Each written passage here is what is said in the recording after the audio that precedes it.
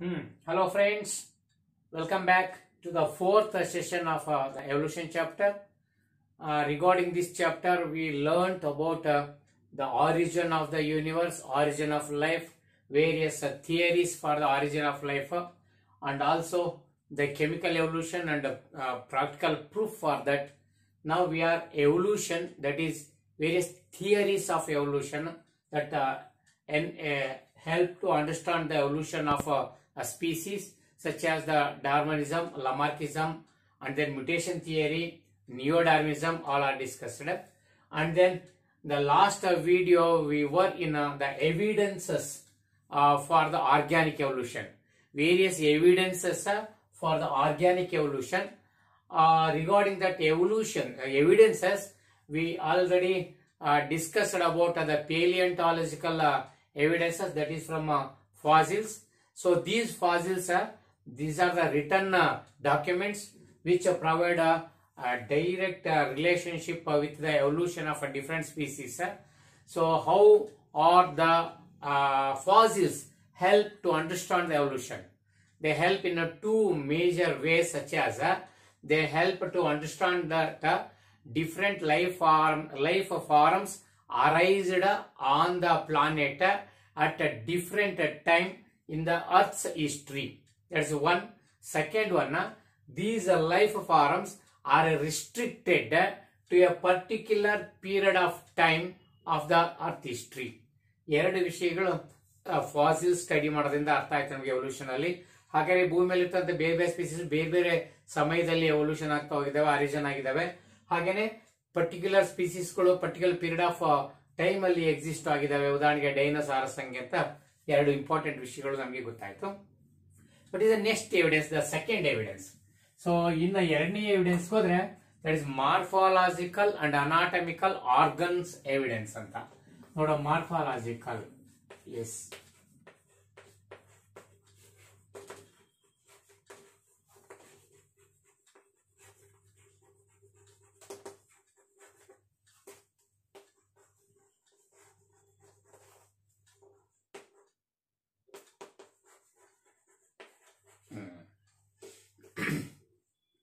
yes, here the morphological and anatomical organs evidence. So what is this? This is another evidence, another proof to understand the evolution of the different species. Morphological and anatomical organs. Suppose we are going to study about different organs of our organisms. By comparison or by differentiate between those organs, among those organs, we can come to a conclusion that whether these organs are having a common ancestry or not.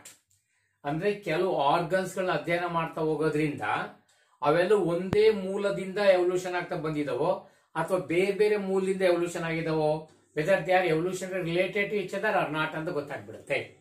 So ಅದು ನಮಗೆ ಬಹಳಷ್ಟು ಎವಲ್ಯೂಷನ್ಗೆ ಕ್ಲೂನ ಕೊಡುತ್ತೆ. ಅದರಲ್ಲಿ ಒಂದು homologous organs. Yes, homologous organs.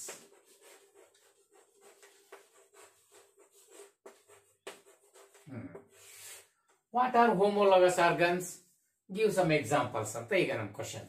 Homologous organs ಅಂತಕ್ಕಂಥದ್ದು ಏನಪ್ಪಾ ಅಂದ್ರೆ, so let me explain by taking examples. ಈ ಕೆಲವು ಎಕ್ಸಾಂಪಲ್ಸ್ ಅನ್ನ ತಗೊಂಡ್ರೆ ನಿಮ್ಗೆ ಸುಲಭ ಗೊತ್ತಾಗುತ್ತೆ ಅನ್ಸುತ್ತೆ. Consider the 4 limbs. Yes, 4 limbs of human.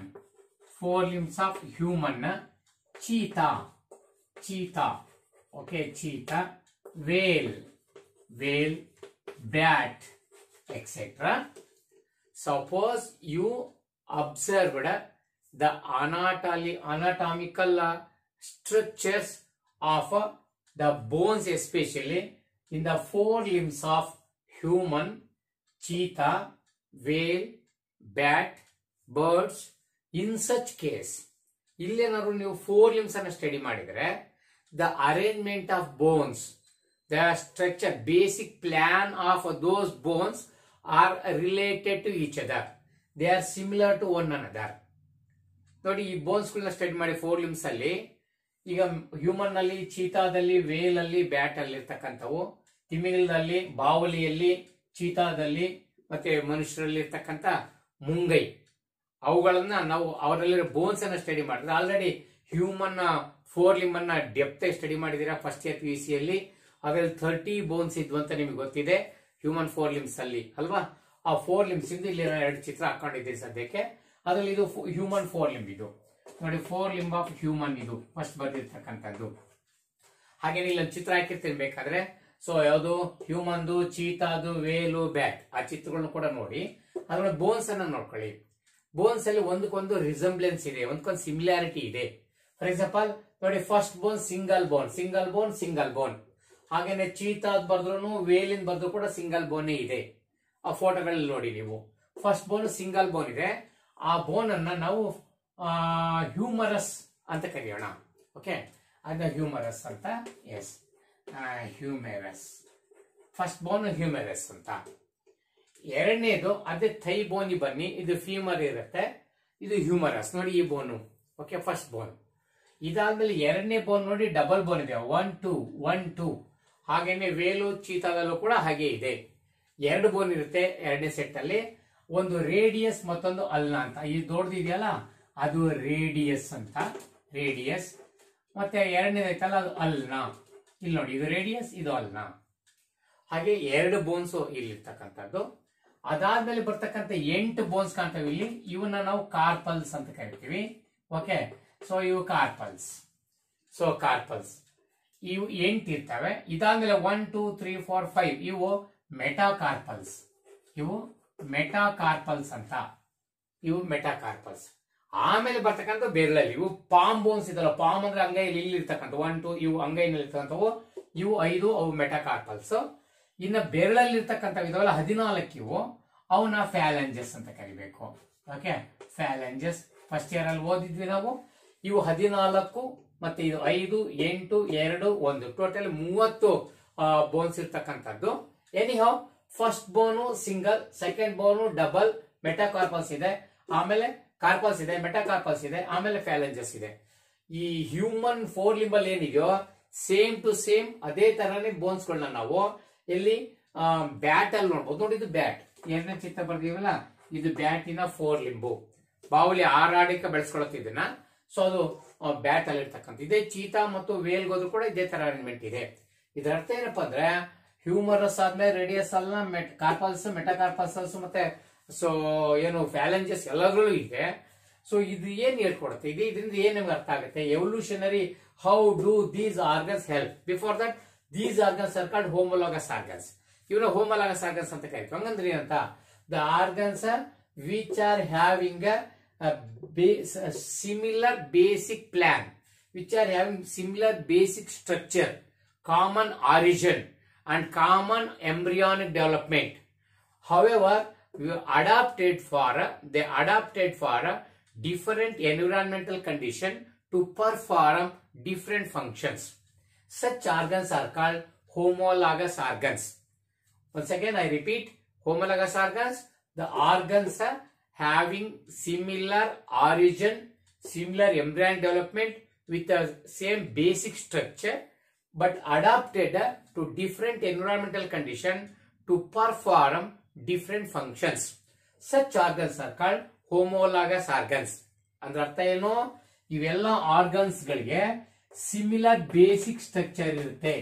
ನೋಡಿ, similar basic structure, similar basic structure ಇರುತ್ತೆ. ಆಮೇಲೆ ಸಿಮಿಲರ್ ಆರಿಜಿನ್ ಇರುತ್ತೆ, ಒಂದೇ ಮೂಲದಿಂದ ಹುಟ್ಟಿರ್ತವೆ. ನೋಡಿ, ಎಲ್ಲರೂ 4 limbs. ನೋಡಿ, ಹ್ಯೂಮನ್ ದಾಗ 4 limb, ಅಥವಾ ಚೀತಾ, ವೇಲು, ಬ್ಯಾಟ್ ಎಲ್ಲವೂ 4 limbsಗಳು, ಮುಂಗೈಗಳಿವು, ಹೈಂಡ್ ಲಿಂಬ್ಸ್ ಅಲ್ಲ. ಹಾಗಾಗಿ ಎಲ್ಲವೂ ಆರಿಜಿನ್ ಸೇಮ್ ಇದೆ. ಅಂಡ್ ಸೇಮ್ ಎಂಬ್ರಿಯಾನಿಕ್ ಡೆವಲಪ್ಮೆಂಟ್, ಎಂಬ್ರಿಯೋದಲ್ಲಿ ಡೆವಲಪ್ಮೆಂಟ್ ಸೇಮ್ ಪ್ಯಾಟರ್ನ್ ಅಲ್ಲಿ ಇರುತ್ತೆ. ಎಂಬ್ರಿಯೋ ಡೆವಲಪ್ಮೆಂಟ್ ಏನಾಗ್ತಿರ್ತಾವ, ಇವೆಲ್ಲ ಒಂದೇ ತರ ಬೆಳವಣಿಗೆ ಆಗ್ತಾ ಹೋಗ್ತಿರ್ತವೆ. But adapted, okay, but adapted okay to different geographical conditions to perform, okay, to perform different functions. Yes, that is important.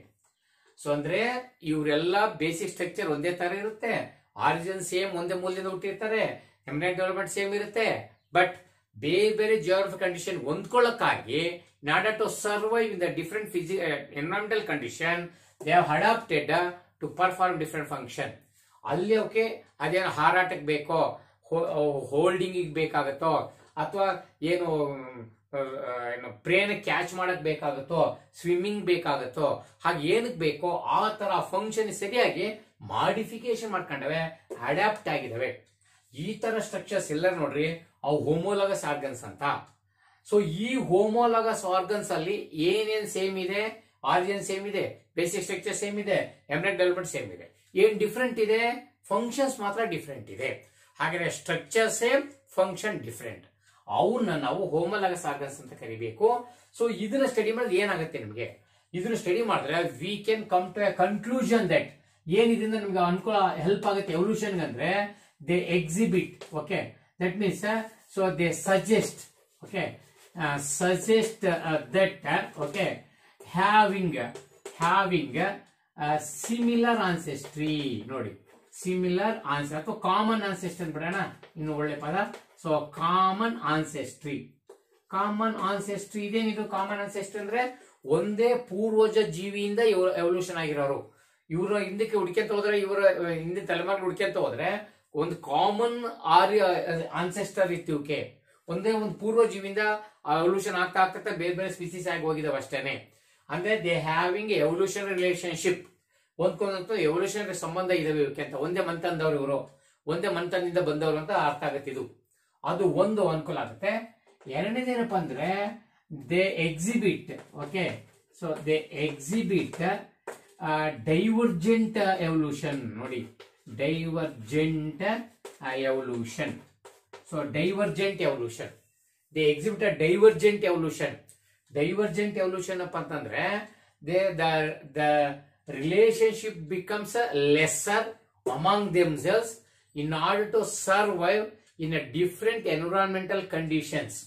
Okay, the relationship among these organs become a lesser, okay, less similarity in order to adapt to the different physical environment in order to survive successfully.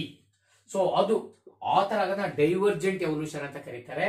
So ಇಷ್ಟು ನೋಡಿ, divergent evolution ಕೂಡ ಒಂದ್ಸರಿ definition ನೋಡ್ಕೊಂಡ್ರೆ. So ಹಾಗಾದ್ರೆ homologous organs exhibit the divergent evolution. Divergent evolution ಅಂದ್ರೆ ನಾನು ಈಗ ಹೇಳಿದ ಹಾಗೆ, so divergent evolution means this is the process by which related species become less similarity.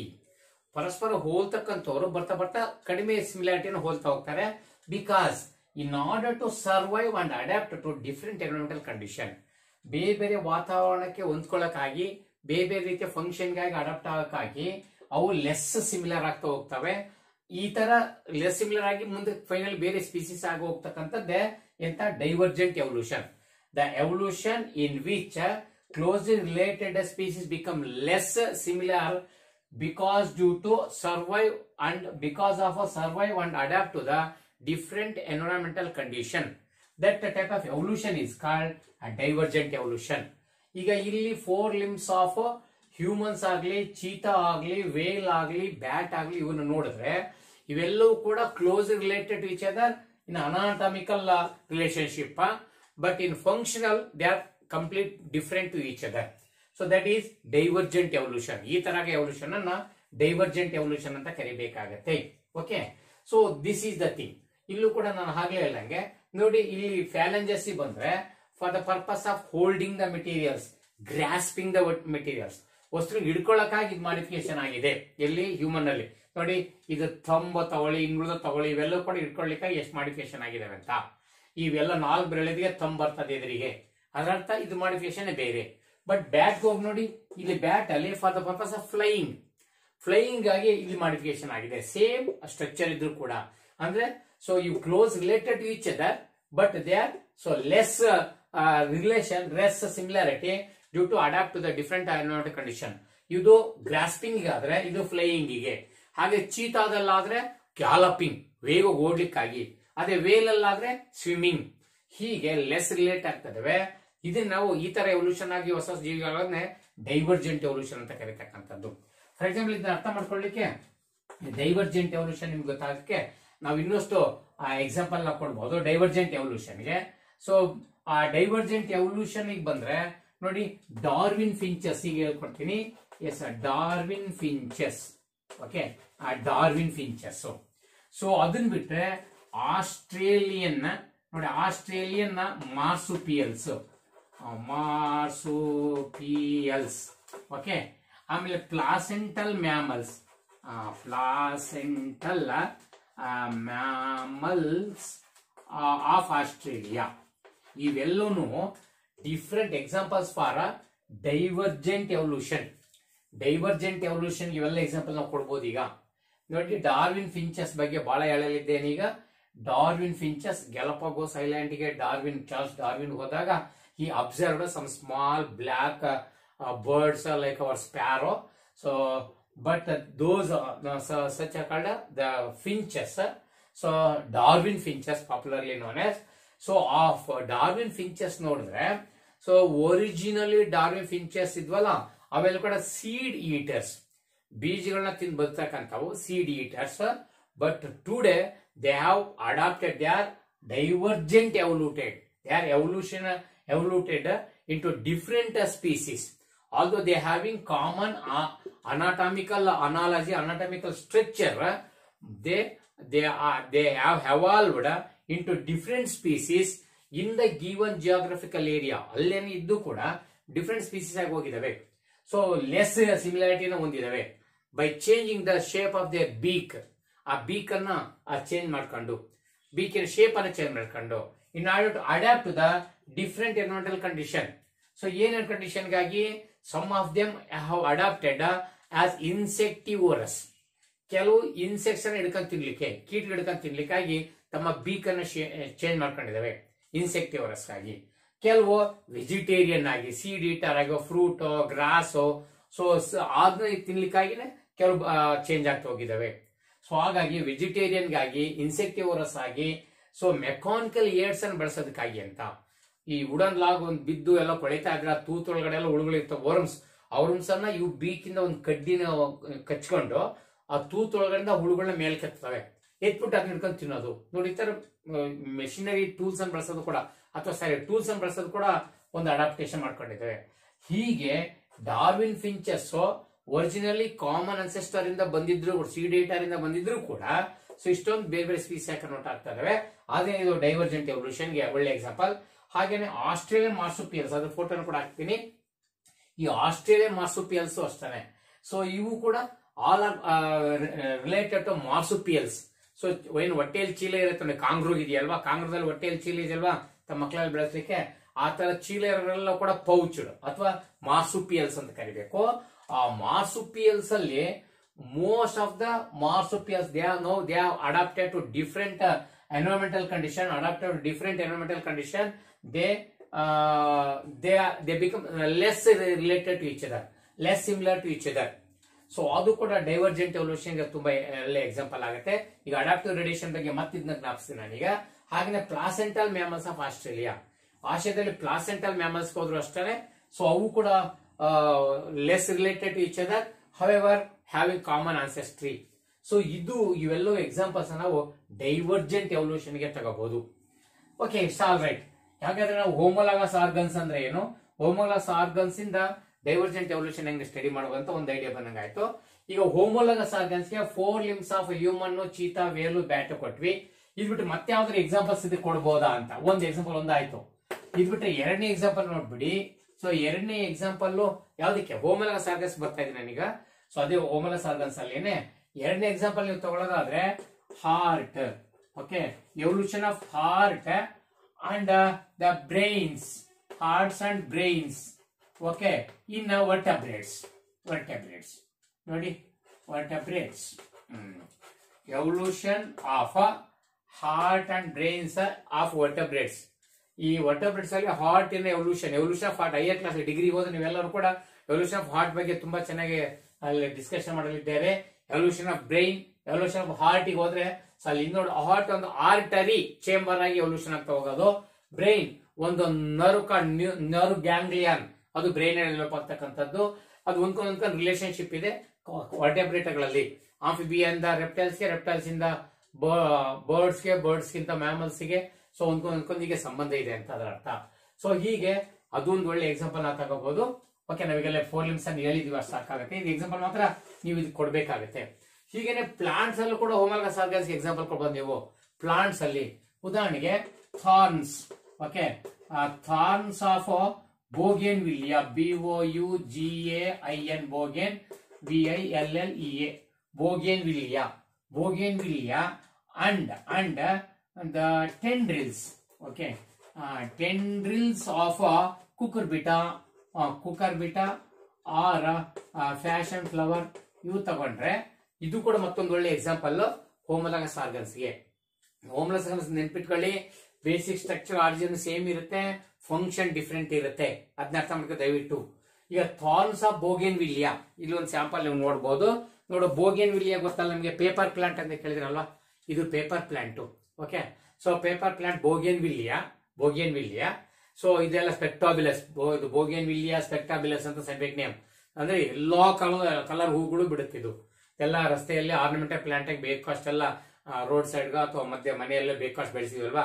So ಈ ಸ್ಪೆಕ್ಟಾಬಿಲಸ್ ಅಥವಾ ಬೋಗೇನ್ವಿಲಿಯಾ ಪೇಪರ್ ಪ್ಲಾಂಟ್ ತಗೊಂಡ್ರೆ ನೋಡಿ, ಈ ಎಲೆ ಹುಟ್ಟಿದೆಯಲ್ಲ, ಇಲ್ಲಿಂದ ಈ ಎಲೆಗೆ ಒಂದು ಇಂಟರ್ ನೋಡ್ ತಾನೆ, ನೋಡ್ ಅಥವಾ ನೋಡ್ಗಳು ನೋಡ್ತೀವಲ್ವಾ, ಇಲ್ಲಿ ಒಂದು ನೋಡಲ್ ರೀಜನ್, ಇದು ನೋಡಲ್ ರೀಜನ್.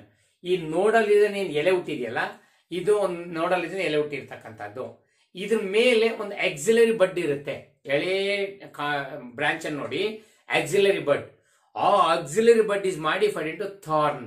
ನೋಡಿ, ಈ ಮುಳ್ಳೇನಾಗಿದೆ ಥಾರ್ನ್, ಈ ಮುಳ್ಳಿದೆಯಲ್ಲ ಇದು ಥಾರ್ನ್. ಇವೆಲ್ಲ auxiliary buds actually. Here auxiliary buds are modified into thorns in case of bougainvillea. Okay. Similarly, in Carissa caranda ಕೇಳಿರ್ಬೋದು ನೀವು ಪ್ರಾಕ್ಟಿಕಲ್ ಕ್ಲಾಸ್ ಅಲ್ಲಿ, ಅದನ್ನು ಕೂಡ ನಾವು ಹೇಳೋಣ. ಸೊ ಅಲ್ಲೂ ಕೂಡ ಅಷ್ಟೇ. ಓಕೆ, ಸೊ ಅಲ್ಲೆಲ್ಲ ಏನು ಈ ತರ ಮುಳ್ಳುಗಳಾಗಿರ್ತಕ್ಕಂಥವು ಬೇಕಾಸ್ ಗಿಡದಲ್ಲಿ ಈ ತರ ನೋಡ್ಬೋದು. Axillary buds are modified into thorns. ಇದೇ ತರ ನಮ್ಮ ಫ್ಯಾಷನ್ ಫ್ಲವರ್ ಅಥವಾ ಕುಕ್ಕರ್ ಬಿಟ್ಟಕ್ಕೆ ಹೋದ್ರೆ ನೋಡಿ, ಇಲ್ಲೊಂದು ಫ್ಯಾಷನ್ ಫ್ಲವರ್ ತಂದಿದ್ದೀನಿ ನಾನೀಗ. ಎಸ್, ಅಥವಾ ಕುಕ್ಕರ್ ಬಿಟ್ಟದಲ್ಲೂ ಕೂಡ ನೀವು ಕಲ್ಪನೆ ಮಾಡ್ಕೋಬಹುದು. ನೋಡಿ, ಇದು ಫ್ಯಾಷನ್ ಫ್ಲವರ್. ಓಕೆ, ಕುಕ್ಕರ್ ಬಿಟ್ಟದಲ್ಲೂ ಕೂಡ ಇಲ್ಲಿ ಸೇಮ್ ಅದೇ ಆಕ್ಸಿಲರಿ ಬಡ್. ಇಲ್ಲಿ ಆಕ್ಸಿಲರಿ ಬಡ್ ನೋಡಿ, ಥಾರ್ನ್ ಟೆಂಡ್ರಿಲ್ಸ್ ಆಗಿದೆ. ಇವೆಲ್ಲ ಟೆಂಡ್ರಿಲ್ಸ್, ಈ ತರ ಸ್ಪ್ರಿಂಗ್ ಕಾಣ್ತಿದೆಯಲ್ವಾ, ನೋಡಿ ಇದು ಸ್ಪ್ರಿಂಗ್ ಕಾಣ್ತಿದೆಯಲ್ವಾ. ಎಸ್, ಸೊ ಈ ತರ ಸ್ಪ್ರಿಂಗ್ ಕಾಣ್ತಕ್ಕಂಥದ್ದು ಏನಿದೆಯಲ್ಲ, ಎಸ್, ಇದು ಆಕ್ಚುಲಿ ನೋಡಿ, ಇದು ಲೀಫ್ in the ಪಕ್ಕದಲ್ಲಿ auxiliary bud, as modified into the tendrils. So tendrils, they are slender, spiry coiled auxiliary buds which help in the climbing of the lion, climbing of the creeper. So ಇವೆಲ್ಲವೂ ಕೂಡ ಒಂದ್ ಕಡೆ climbing ಆಗಿ help ಮಾಡ್ತಾರೆ. First piece ಓದ್ಕೊಂಡ್ ಬಂದಿದ್ವಲ್ಲ ನಾವು already. Okay, ನೋಡಿ ಈಗ ಕಾಣ್ತಿದೆಯಲ್ವಾ. So ಈ ತರ ಸ್ಪ್ರಿಂಗ್ ತರ ಆಗಿರ್ತಕ್ಕಂಥದ್ದು ಇದು auxiliary bud. And in these both case, in case of bougainvillea, in case of fashion flower or cucurbita, the auxiliary buds they have adapted for different function. Although their basic structure is same, origin is same, but adapted for different function. Therefore, the thorns of bougainvillea, tendrils of fashion flower or cucurbita or fashion flower, they are good example for homologous organs. ಹಾಗಾದ್ರೆ ಇದರ ಅರ್ಥ ಏನು ಅಂತಂದ್ರೆ, these are all from a common ancestral history, having a common ancestry but adapted for different function. ಈ 3 examples ನೀವು homologous organs ಕೊಡ್ಬೇಕಾಗತ್ತೆ. 4 limbs of human, cheetah, whale, bat, heart and brains of vertebrates, thorns of bougainvillea and tendrils of cucurbita. So ಇವು ನಾವು homologous organs ಗೆ examples ಆಗಿ ಕೊಟ್ಟು explain ಮಾಡೋಣ. ಓಕೆನಾ? ಎಸ್, ಹಾಗಾದ್ರೆ ಹೋಮೋಲಾಗಸ್ ಆರ್ಗನ್ಸ್ ಅಲ್ಲಿ ಏನೇನು ವಿಷಯಗಳು ಗೊತ್ತಾಯ್ತು, ಈಗ ಡಿಫರೆನ್ಸ್ ಬರೆಯೋದಾದ್ಮೇಲೆ ಆ ಡಿಫರೆನ್ಸ್ ಅಲ್ಲಿ ನೀವೇ ಹೇಳಾರಂತೆ. Yes, let me go for analogous organs. ನೋಡಿ, ಮಾರ್ಫಾಲಜಿಕಲ್ ಮತ್ತು ಅನಾಟಮಿಕಲ್ ಆರ್ಗನ್ಸ್ ಅಂತ ತಗೊಂಡು ನಾವು ಎವಲ್ಯೂಷನ್ ಸ್ಟಡಿ ಮಾಡ್ತಾ ಇದೀವಿ. ಇಲ್ಲಿ ಅನಾಟಮಿ ಸಿಮಿಲರ್ ಇದೆ, ಬಟ್ ಫಂಕ್ಷನ್ಸ್ ಗಾಗಿ ಡಿಫರೆಂಟ್ ಮಾಡಿಫಿಕೇಶನ್ ಮಾಡ್ಕೊಂಡಿದೆ. ಓಕೆನಾ? ಸೊ ಇದಾದ್ಮೇಲೆ ಅನಾಟಮಿಕಲ್ ಆರ್ಗನ್ಸ್ ಒಂದಿಷ್ಟು ಬನ್ನಿ. ಎಸ್, ಈ ಫಿಗರ್ ಅಳಿಸ್ಬಿಡ್ತೀನಿ ಹಂಗಾರೆ ಇದರಲ್ಲಿ. ಎಸ್, ಇಲ್ಲೊಂದು ನಿಮಿಷ. What are analogous organs? Okay, analogous organs. Yes, this is just a reverse of the homologous organs. ಕೆಲವು ಬೇರೆ ಬೇರೆ ಆರ್ಗನ್ಸ್ ಅಂತ ತಗೊಂಡ್ರೆ ಒಂದಕ್ಕೊಂದು ಅನಾಟಮಿಕಲ್ ಸ್ಟ್ರಕ್ಚರ್ ಅಲ್ಲಿ ರಿಲೇಟ್ ಆಗಲ್ಲ. ಹಾಗಾದ್ರೆ ರಿಲೇಟ್ ಆಗದೆ ಇರ್ತಕ್ಕಂಥವು ತಗೊಂಡು ಇದಕ್ಕೆ ರಿವರ್ಸ್ ಇರ್ತಕ್ಕಂಥವು. ಅದರಿಂದ ಇವು ಆರ್ಗನ್ಸ್ ಏನ್ ಹೇಳ್ತಾವ ಅಂದ್ರೆ they do not having any common ancestry, they are not evolutionary related to each other. ಒಂದ್ಕೊಂದು ಕಾಮನ್ ಆನ್ಸೆಸ್ಟರ್ ನ ಹೊಂದಿಲ್ದಿರ್ತಕ್ಕಂಥವ್ರದ್ದು ಗೊತ್ತಾಗ್ಬಿಡುತ್ತೆ. ಇದಕ್ಕೆ ಎಕ್ಸಾಂಪಲ್ ನೀವು ತಗೊಳ್ಳೋದಾದ್ರೆ, ಫಾರ್ ಎಕ್ಸಾಂಪಲ್ ಇದನ್ನ ಒಂದೆರಡು ಎಕ್ಸಾಂಪಲ್ಸ್ ಗಳನ್ನ ಕೊಟ್ಟು ನಿಮಗೆ ಎಕ್ಸ್ಪ್ಲೇನ್ ಮಾಡ್ತೀನಿ ಅನಾಲಾಗಸ್ ಆರ್ಗನ್ಸ್ ಅಲ್ಲಿ. ಉದಾಹರಣೆಗೆ wings. Okay, wings of butterfly. Yes, wings of butterfly and wings of birds. ಇದು ನೋಡ್ಕೊಳ್ಳಿ, wings of butterfly and wings of birds ಇವ್ರಿಬ್ರು ನೋಡ್ಕೊಳ್ಳಿ. Wings of birds, wings of butterfly ತಗೊಂಡ್ರೆ ಹೋಮೋಲಾಗಸ್ ಆರ್ಗನ್ಸ್ ಅಲ್ವೇ ಅಲ್ಲ. ಹೋಮೋಲಾಗಸ್ ಆರ್ಗನ್ಸ್ ಅಲ್ಲಿ ಏನೋ ಕಾಮನ್ ಬೇಸಿಕ್ ಸ್ಟ್ರಕ್ಚರ್ ಇರಬೇಕು. ಇವೆರಡು ಕಾಮನ್ ಬೇಸಿಕ್ ಸ್ಟ್ರಕ್ಚರ್ ಇಲ್ಲ, ಇವ್ರ ಸ್ಟ್ರಕ್ಚರ್ ಸೇಮ್ ಇಲ್ಲ. ಯಾಕಂದ್ರೆ ವಿಂಗ್ಸ್ ಆಫ್ ಬಟರ್ಫ್ಲೈ ಅಲ್ಲಿ ಫೆದರ್ಸ್ ಇಲ್ಲ, ಬೋನ್ಸ್ ಇಲ್ಲ. ಅದೇ ವಿಂಗ್ಸ್ ಆಫ್ ಬರ್ಡ್ಸ್ ಅಲ್ಲಿ ಫೆದರ್ಸ್ ಇದೆ, ಬೋನ್ಸ್ ಇದೆ. ಹಾಗಾದ್ರೆ ಇವರಿಬ್ರು ಕೂಡ ಸ್ಟ್ರಕ್ಚರಲಿ ಬೇಸಿಕ್ ಪ್ಲಾನ್ ಸೇಮ್ ಇಲ್ಲ. They are not related to each other regarding their anatomical relationship. ಒಂದ್ಕೊಂದು ಬೇಸಿಕ್ ಸ್ಟ್ರಕ್ಚರ್ ಇಲ್ಲ. ನೆಕ್ಸ್ಟ್ ಆರಿಜಿನ್ ಇಸ್ ಸೇಮ್ ಆಗಿರ್ಬೇಕು. ಹೋಮೋಲಾಗಸ್ ಆರ್ಗನ್ಸ್ ಅಲ್ಲಿ ಸೇಮ್ ಆರಿಜಿನ್, ಬಟ್ ಇಲ್ಲಿ ಡಿಫ್ರೆಂಟ್ ಆರಿಜಿನ್. ಯಾಕಂದ್ರೆ ಬಟರ್ಫ್ಲೈ ಅಲ್ಲಿ ನೋಡಿ, ಬಟರ್ಫ್ಲೈ ಸ್ಟ್ರಕ್ಚರ್ ನೋಡಿದ್ರೆ ನೀವೀಗ, ಎಸ್, ಇದು ನಮ್ಮ ಬಟರ್ಫ್ಲೈ ಅಂತ ಅಂದ್ಕೊಂಡ್ರೆ, ಎಸ್,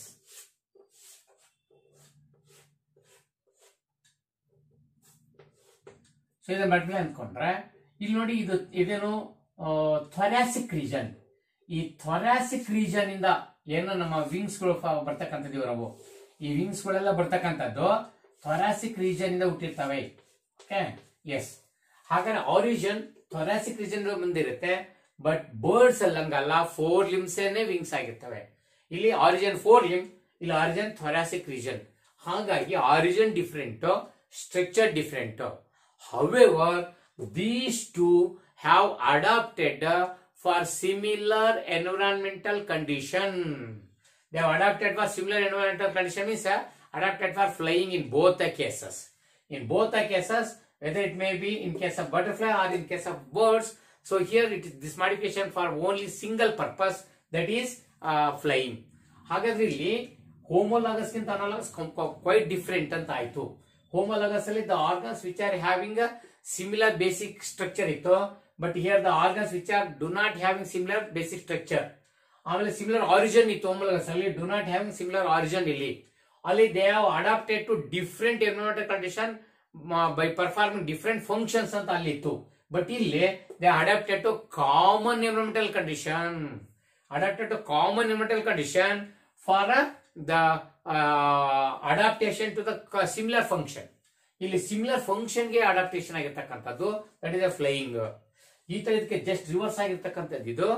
ಇದನ್ನ ಸ್ಟಡಿ ಮಾಡಿದ್ರೆ ನಮ್ಗೆ ಎವಲ್ಯೂಷನ್ ಹೆಂಗ್ ಹೆಲ್ಪ್ ಆಗುತ್ತೆ ಅಂದ್ರೆ ಇದು analogy.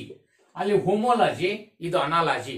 ಹೋಮೋಲಜಿ, this is the relationship between different organs of different organisms having similar basic plan, similar origin, but adapted for different function. That analogy of different organs is called homology. ಆ ತರ relationship ಅನ್ನು study ಮಾಡ್ತಕ್ಕಂಥದ್ನ homology ಅಂತ ಕರೀತಾರೆ. ಅನಾಲಜಿಲಿ here the organs of different organisms they have adapted for common environmental condition. So ಅದು ಇವು unrelated are become to related. ಇಲ್ಲಿ ಅನ್ರಿಲೇಟೆಡ್ ರಿಲೇಟೆಡ್ ಆಗ್ತಿದ್ದಾರೆ, ಇಲ್ಲಿ ರಿಲೇಟೆಡ್ ಅನ್ರಿಲೇಟೆಡ್ ಆಗ್ತಿದ್ದಾರೆ. ರಿಲೇಟೆಡ್ ಬಿಕಮ್ಸ್ ಲೆಸ್ ಸಿಮಿಲರ್, ಇಲ್ಲಿ ಅನ್ರಿಲೇಟೆಡ್ ಬಿಕಮ್ಸ್ ಮೋರ್ ಸಿಮಿಲರ್. ಎಲ್ಲಿ analogous, ಅನಾಲಜಿನೇ ಬೇರೆ, ಹೋಮೋಲಾಜಿನೇ ಬೇರೆ. ಸೊ ಹಾಗಾಗಿ ಈ ಅನಾಲಗಸ್ ಆರ್ಗನ್ಸ್ ಇಂದ we can understand that these do not have common ancestry. That means they do not evolved from common ancestor. ಒಂದೇ ಮೂಲದಿಂದ ಹುಟ್ಟು ಬಂದಿಲ್ಲ ಅಂತ ಗೊತ್ತಾಗ್ಬಿಡುತ್ತೆ. ಸೊ ಇದು ನೋಡ, ಹೋಮೋಲಾಗಸ್ ಎಷ್ಟು ಇಂಪಾರ್ಟೆಂಟ್, ಅನಾಲಗಸ್ ಅಷ್ಟು ಇಂಪಾರ್ಟೆಂಟ್. ಅನಾಲಗಸ್ಗೆ ಮತ್ತೆ ಎಕ್ಸಾಂಪಲ್ ಕೊಡ್ಬೋದು ನಾವೀಗ. ಇನ್ನೇನೇನು ಎಕ್ಸಾಂಪಲ್ ಕೊಡ್ಬೋದು ಅಂತಂದ್ರೆ ನೋಡಿ, eyes of octopus, eyes of octopus and eyes of human. Okay, eyes of octopus and eyes of human. ಇವು ಅಷ್ಟೇ, ಇಲ್ಲೂ ಕೂಡ ಆರಿಜಿನ್ ಬೇರೆ, ಸ್ಟ್ರಕ್ಚರ್ ಬೇರೆ, ಬಟ್ ಫಂಕ್ಷನ್ ಸೇಮ್. ಆಕ್ಟೋಪಸ್ ಅಲ್ಲಿ ಕಣ್ಣು ಏನ್ ಮಾಡ್ತಾವೆ, ಮನುಷ್ಯರ ಕಣ್ಣು ಅದೇ ಮಾಡ್ತವೆ. ಸೊ ಅಂದ್ರೆ ಅವೆರಡು ಕೂಡ ವಿಷನ್ ಪರ್ಪಸ್ಗಾಗಿನೇ, ಫಂಕ್ಷನ್ ಸೇಮು. ಹಾಗೇನೆ ಮತ್ತು ಒಂದು ಎಕ್ಸಾಂಪಲ್ ಇಲ್ಲಿ ನಾವು ನೋಟ್ ಮಾಡಬಹುದು ಪ್ಲಾಂಟ್ಸ್ ಇಂದ. ಸೊ ಅಲ್ಲೂ ಕೂಡ ನಾವು ಕೆಲವು ಎಕ್ಸಾಂಪಲ್ಸ್ ತಗೋಬಹುದು ನಾವೀಗ. ಅನಾಲಗಸ್ ಆರ್ಗನ್ಸಿ ಬಂದ್ರೆ, ಸೊ ಇಲ್ಲಿ ಅನಾಲಗಸ್ ಆರ್ಗನ್ಸಿ ಬಂದ್ರೆ ಸ್ವೀಟ್ ಪೊಟ್ಯಾಟೊ ನೋಡಿ, sweet potato and potato. Okay, sweet potato and potato ಇವೆರಡು ತಗೊಂಡ್ರೆ ಇವು ಅನಾಲಗಸ್ ಆರ್ಗನ್ಸು. ಯಾಕಂದ್ರೆ ಸ್ವೀಟ್ ಪೊಟ್ಯಾಟೊ ಗೆಣಸು, ಪೊಟ್ಯಾಟೊ ಆಲೂಗೆಡ್ಡೆ. ಇವೆರಡರಲ್ಲಿ sweet potato it is a root modification, potato is a stem modification. Origin in case of sweet potato is a root, in potato it is a stem. So origin different and structure also different, because in potato there are no there is in case of sweet potato no nodes, internodes, auxiliary buds are absent. But in case of potato there are internodes, nodes, auxiliary buds are present. Therefore structure different, origin different, but they have adapted for common function, that is the storage of food. ನೋಡಿ ಇವರಿಬ್ರು ಕೂಡ ಒಂದೇ function modify ಆಗಿದ್ದಾರೆ, storage of food ಗೆ. ಅವ್ನ root ಆಗಿರ್ಬೋದು, ಇವ್ನ stem ಆಗಿರ್ಬೋದು.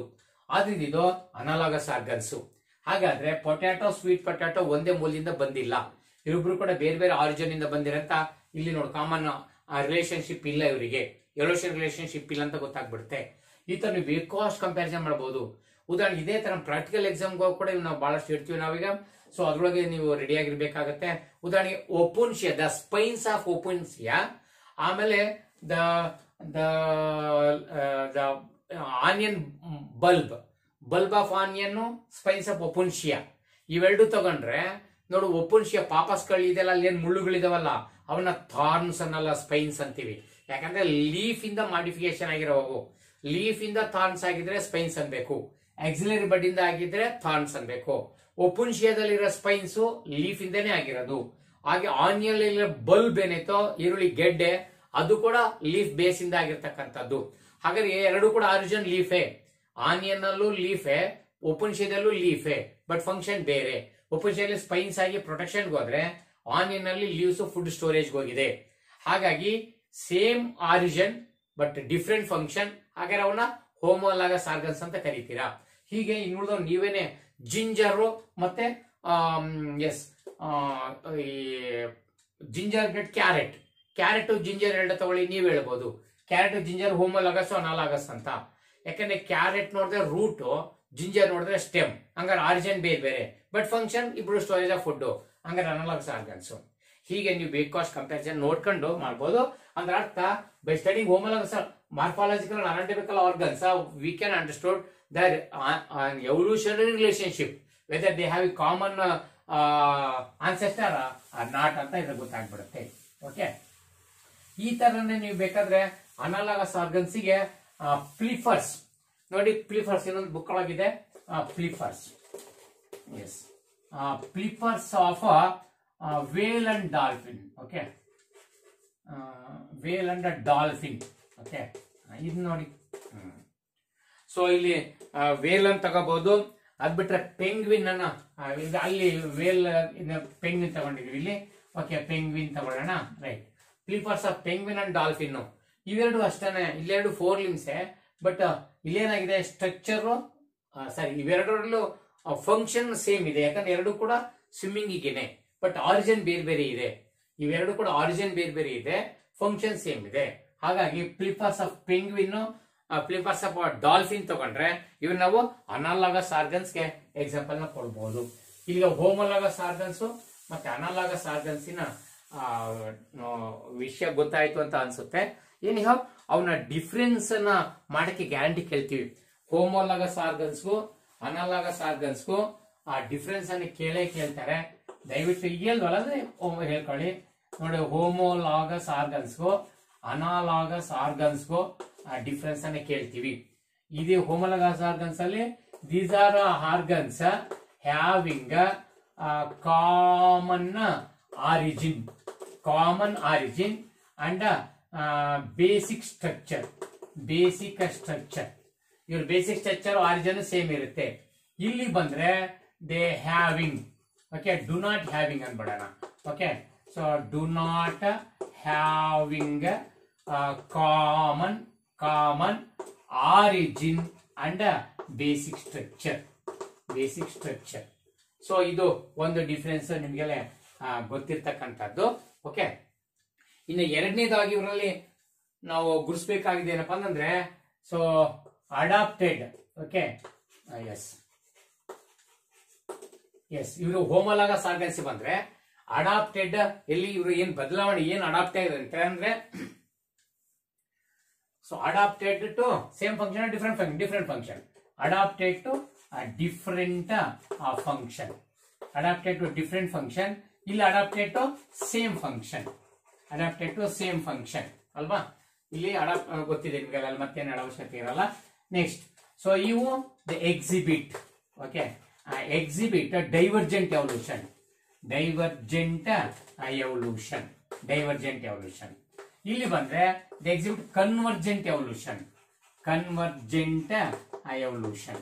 ನೋಡಿ, ಕನ್ವರ್ಜೆಂಟ್ ಎವಲ್ಯೂಷನ್ ಇದೇನಿದು ಡೈವರ್ಜೆಂಟ್ ಆಗಲಿಲ್ಲ, convergent evolution. This is the evolution of a different species, so from a different organisms. So that is this is evolution of the organs, evolution of organs to a similar environment to perform a common function. So here this is the evolution of unrelated organs. This is the evolution of unrelated organs into the similar environment anta. Okay, this function helvalla. So that means convergent evolution ಗೆ divergent evolution ಆಗ್ಲೇ ನೋಡಿದ್ರು same to same. ಇಲ್ಲಿ divergent evolution ಹೇಳಿದ್ವಿ, evolution by which related, okay, so which are similar related organisms, related species, so they developed into different species to perform different functions in different physical environment ಅಂತ. ಇಲ್ಲೇನ್ ಹೇಳಿದ್ವಿ, convergent evolution ಅಂದ್ರೆ ನೋಡಿ, evolution by which unrelated species, ಇಲ್ಲಿ related species different species ಆಗಿ evolution ಆಗಿರ್ತಕ್ಕಂಥದ್ದು. ಇಲ್ಲಿ unrelated ಬೇರೆ ಬೇರೆ ಜಾತಿಯ ಸ್ಪೀಸೀಸು. ಸೊ ಇಲ್ಲಿ unrelated species become the more similar, ಇಲ್ಲಿ ರಿಲೇಟೆಡ್ ಬಿಕಮ್ ಡಿಫರೆಂಟ್ ಸ್ಪೀಸೀಸ್, ಇಲ್ಲಿ unrelated become more similar species. Why? In order to adjust with the different environmental condition. ಇಲ್ಲಿ in order to adjust to the similar environment, in order to survive and adapt to the similar environment. ಒಂದೇ environment ಹೊಂದ್ಕೊಳ್ಳೋಕ್ಕಾಗಿ modification ಮಾಡ್ಕೊಳ್ಳೋದು, ಇದು ಬೇರೆ ಬೇರೆ environment ಹೊಂದ್ಕೊಳ್ಳೋಕ್ಕಾಗಿ modification ಮಾಡ್ಕೊಂಡಿರ್ತಕ್ಕಂಥದ್ದು. So ಇವೆರಡು ಕೂಡ definition ಕೂಡ ಹೇಳಾಗಿದೆ, right. So ಇದು ಒಂದು ಡಿಫರೆನ್ಸ್ ಅಂತ ಬರೀಬಹುದು. ನೆಕ್ಸ್ಟ್ ಎಕ್ಸಾಂಪಲ್ಸ್ ಅನ್ನ ಕೊಡ್ತಕ್ಕಂಥದ್ದು. ಓಕೆ, ಸೊ ಇಲ್ಲಿ ಎಕ್ಸಾಂಪಲ್ಸ್ ಅನ್ನ ಕೊಡಿ, ಅಲ್ಲಿ ಒಳ್ಳೆ ಡಿಫರೆನ್ಸ್ ಆಗುತ್ತೆ. ಇದರಲ್ಲೇ ಹೋಮೋಲಾಗಸ್ ಆರ್ಗನ್ಸ್ ಗೆ ಎಕ್ಸಾಂಪಲ್ ಕೊಟ್ಟಿದೀವಿ, ಇದು ಅನಾಲಗಸ್ ಆರ್ಗನ್ಸ್ ಎಕ್ಸಾಂಪಲ್ ಕೊಟ್ಟಿದೀವಿ. ಆ ಎಕ್ಸಾಂಪಲ್ಸ್ ಕೊಟ್ಟು ಸೊ ಈ ಡಿಫರೆನ್ಸ್ ಗಳನ್ನ ಗುರುತಿಸಿ ಎಕ್ಸಾಮ್ ಒಳಗಡೆ ಕೇಳೋದ್ರಿಂದ ಸ್ವಲ್ಪ ದಯವಿಟ್ಟು ಸರಿಯಾಗಿ ನೋಡ್ಕೊಳ್ಳಿ. ಓಕೆ, ಇದ್ರ ಜೊತೆ ಬೇಕಾದ್ರೆ homologous organs they having common ancestry. These are having common ancestry. These are do not having common ancestry. Okay, ಅದನ್ನ ಬೇಕಾದ್ರೆ ನಾವು ಬರೀಬಹುದು. ಒಂದೇ ಮೂಲಜ ಜೀವಿಯಿಂದ ಬಂದಿದ್ದಾವೆ, ಇದು ಬೇರೆ ಬೇರೆ ಮೂಲಜ ಜೀವಿಗಳಿಂದ ಬಂದಿದೆ ಅಂತ ಗೊತ್ತಾಗುತ್ತೆ ಅಂತ. ಹಾಗೆ ಡಿಫರೆನ್ಸ್ ಮಾಡ್ಕೊಳ್ಳಿ. Okay, yes, this is difference between homologous organs and analogous organs. ಸಾಮಾನ್ಯ ಕೇಳ್ತಾರಲ್ಲ, ಅದಕ್ಕೆ ಮತ್ತೊಂದ್ಸರಿ ಇದನ್ನ ರೀಕಾಲ್ ಮಾಡಿದ್ವಿ ಅಷ್ಟೇನೆ. ಎಸ್, ಇದಾದ್ಮೇಲೆ ವಾಟ್ ನೆಕ್ಸ್ಟ್? ಸೊ ಇದಾದ ನಂತರ ನಾವು ಅರ್ಥ ಮಾಡ್ಕೋಬೇಕಾಗಿರ್ತಕ್ಕಂಥದ್ದು ಅಡಾಪ್ಟಿವ್ ರೇಡಿಯೇಷನ್ ಅಂತಕ್ಕಂಥದ್ದು. What it is adaptive radiation? So adaptive radiation ಅಂದ್ರೆ ಏನು ಅಂತ ತುಂಬಾ ಸರಿ ಎಕ್ಸಾಮ್ಗೆ ಕೇಳ್ತಿರ್ತೀವಿ.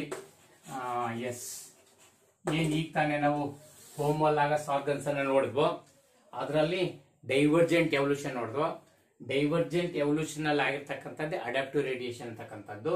ಈ ಅಡಾಪ್ಟಿವ್ ರೇಡಿಯೇಷನ್ ಅಂದ್ರೆ ಏನಂತ ಒಂದಿಷ್ಟು ನೋಡ್ಬೇಡಣ. This is adaptive radiation means this is the evolution of different species ಅಂತಕ್ಕಂಥದ್ದು. ಓಕೆ, ಸೊ ನೋಡಿ ಬರ್ಬಿಡೋಣ ಒಂದ್ಸರಿ, ಇದನ್ನ ಬಹಳ ಸರಿ ಎಕ್ಸಾಮ್ ಕೇಳ್ತೀವಿ. Evolution of different species. ನೋಡಿ, evolution of different species. Okay, in a given geographical area, in a given geographical area. Okay, starting from a point. Okay, starting from a point. Okay, and literally radiating.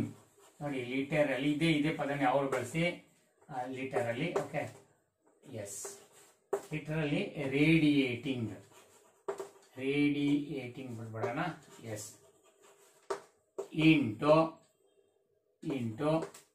other areas of geography. ದಯವಿಟ್ಟು ಇದನ್ನ ತುಂಬಾ ಸರಿ ಎಕ್ಸಾಮಿಗೆಲ್ಲ ಕೇಳಿವಿ.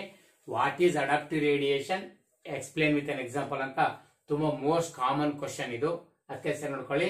So adaptive radiation means this is evolution of different species in a given geographical area.